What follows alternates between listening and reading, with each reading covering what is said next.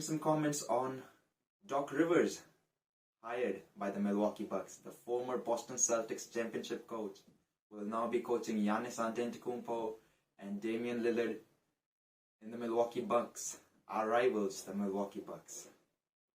I have some thoughts about Doc Rivers, and I have some thoughts about his reputation, because all I see on the internet is Doc Rivers is the coach that blows 3-1 leads.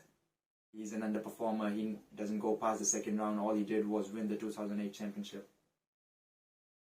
There could be, in my opinion, these opinions, these opinions of the other people about Doc Rivers are completely wrong.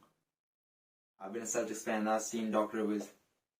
Not only did he win the championship in the first season, he had the big three with Rondo in 2008.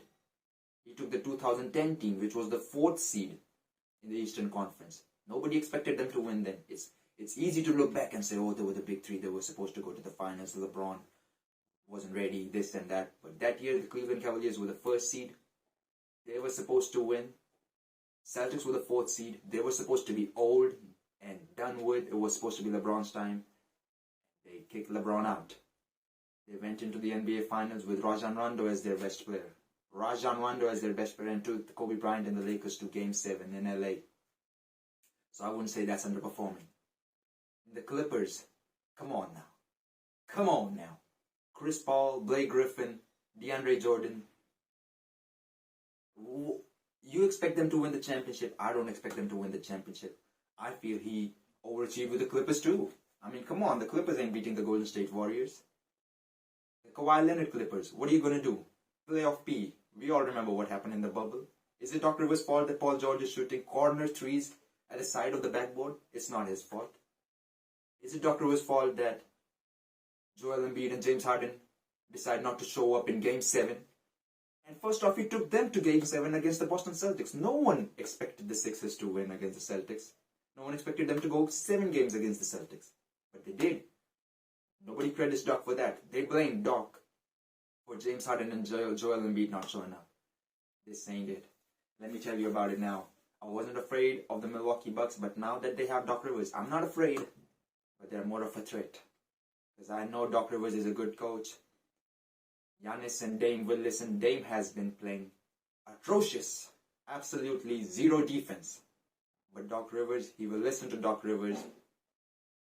Doc Rivers will have him playing defense for sure. Giannis will listen to Doc Rivers. They will respect his championship pedigree. And the Bucks are here, I feel now. The Bucks will improve, but we have nothing to worry about. As John Mazzulla always says whenever the reporters ask him about other teams, he doesn't care.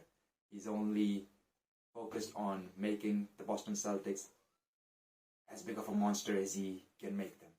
And the Celtics are becoming a monster. No one was complaining today about all the 3-point shooting the Celtics does, about all the 3-point shooting Joe Mazzulla tells the Celtics to do.